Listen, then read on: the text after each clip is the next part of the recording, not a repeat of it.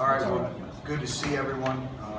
Kind of a recap from last week and then obviously moving forward.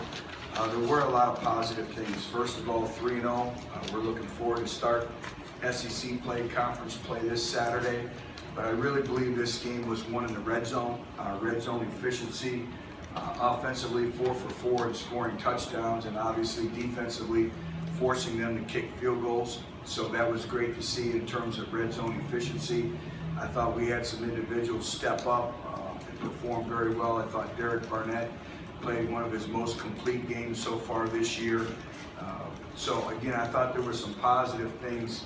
In terms of just generalities of the team, I thought overall as a group, as a collective unit, we were sloppy.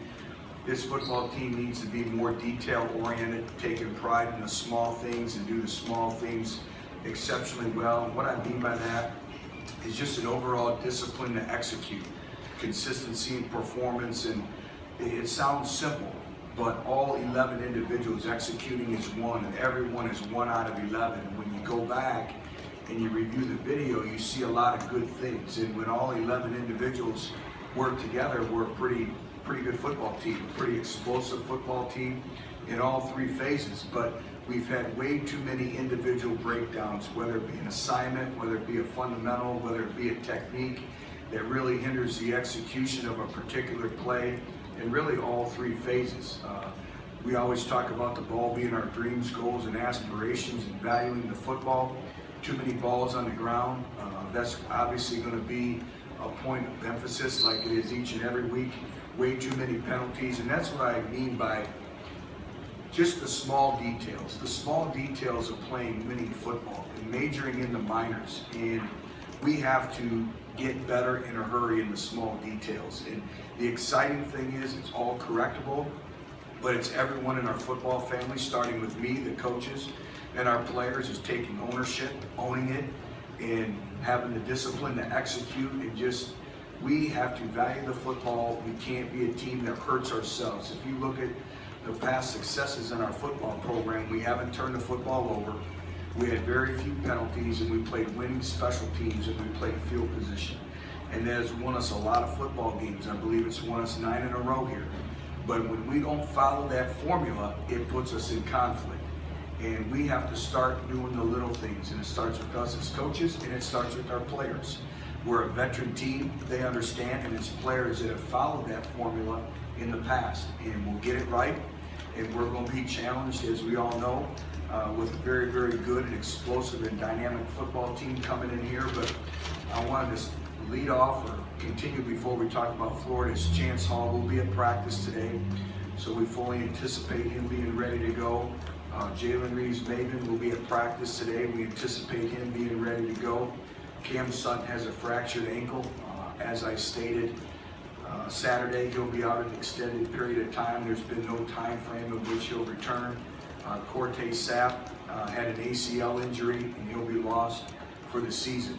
So what that does is we're very, very limited now in our special teams game.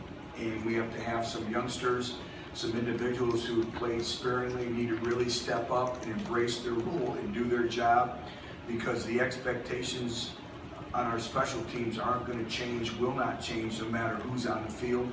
So we have to have some individuals step up and have great confidence in which they will. Playing a Florida football team that has great team speed, has playmakers all over the field. What can I say about them defensively? This is probably the best defense we have faced since I've been here. They make you earn everything that you get. When you hold a football team to 53 yards of total defense, I've never heard of that before. And again, you talk about doing your job and playing complementary football.